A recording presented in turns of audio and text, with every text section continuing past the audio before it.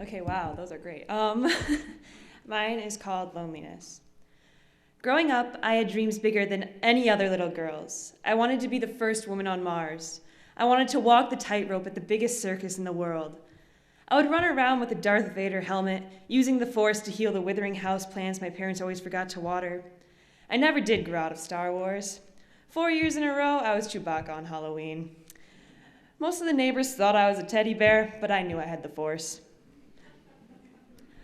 Once I saved up every penny I had to go on a vacation on spring break with my best friend's family.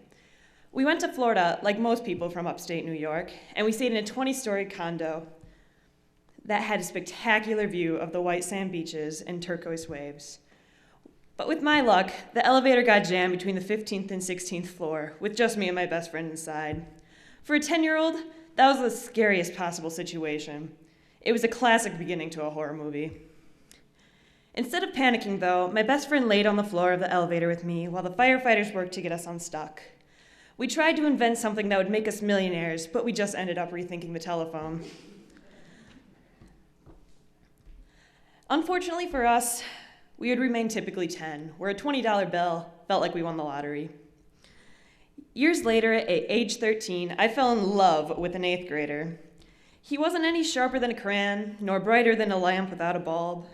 But he paid attention to me, probably because I had 2 piercings in my ear instead of 1. Loving him was like romancing a brick wall. Not particularly rewarding, and I didn't get much back from him.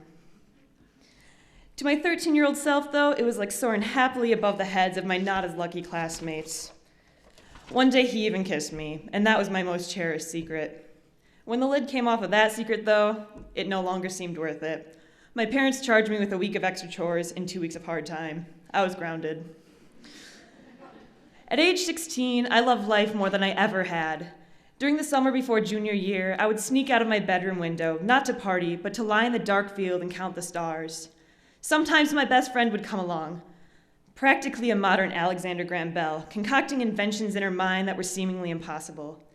She helped fill the darkness with laughter. But then my vibrant childhood came to a screeching halt in a hospital emergency unit. Sir, ma'am, I'm sorry to say, but your daughter has 6 months to live. My hair began to fall out not much longer later.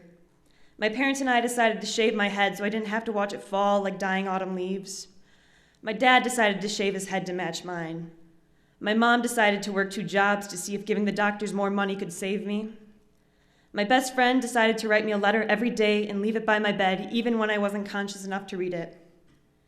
Each day, all I have are these memories to keep me occupied in the darkness. Yet even those will only last so long. This is definitely not what I expected, not what I had hoped for. If I had only known it would be this lonely, I would have been cremated instead. At least then I wouldn't be trapped in this damn box.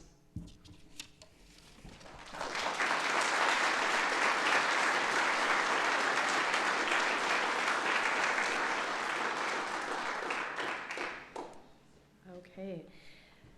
So we have 4 more that we're going to hear from, and the next one is Grace Olson.